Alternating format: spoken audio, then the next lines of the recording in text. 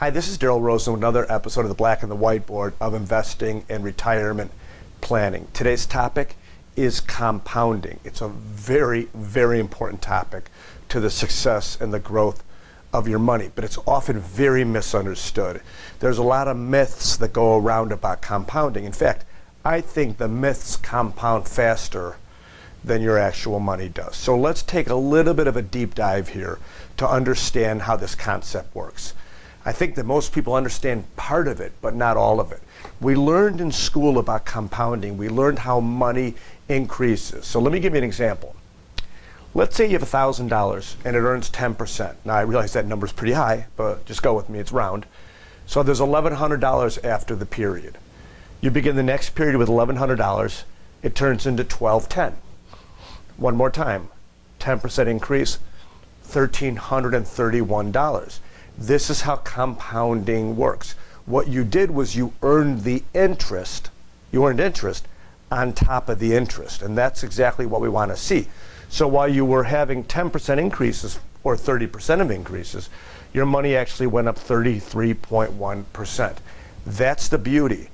So we learned about this concept in school when we talk about money and savings accounts and how money grows that way in a more linear fashion. But money doesn't grow that way in the stock market. In fact, in the stock market, this number can go lower. This number can take a decrease. It could be $800 at the end of period one. So when we think about compounding, the key is it only works when there's no chance of drawdown. These numbers can go down. Okay, let's take a look at an example.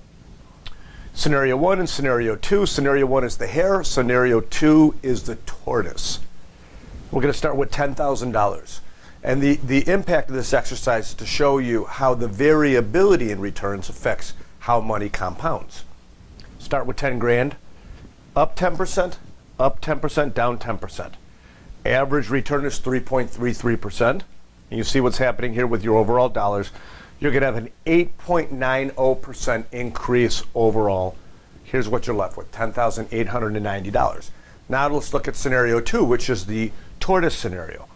Again, you start with $10,000. Each year we're going to go up 3.33%. We're going to end with $11,032.64. That's a 10.33% increase on our money. The tortoise is winning. If we look again years 4, 5, and 6, we're going to do the same thing over 10, 10, 10, up 10, down 10. Steady as she goes, 3.33%. We're going to find that we're up 18.59% here, 21.72% there. Now what's interesting is in both cases, your average return is going to be 3.33%. It's the same. Right there.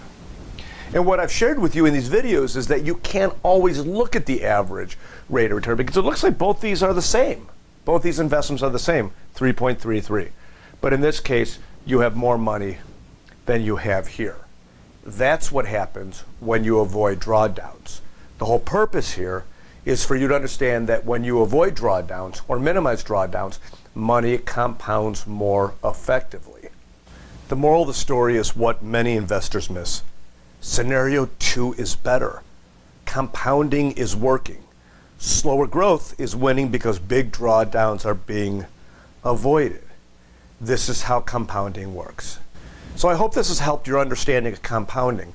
What we've learned over time, what we've been told over time is that if you let money sit, it's going to compound at a rate of return of about 7%. Something in that range. But I think what you see over time is when you take big drawdowns and you're compounding off a smaller base, you're not having the same effects. Thanks for watching, and I'll see you soon.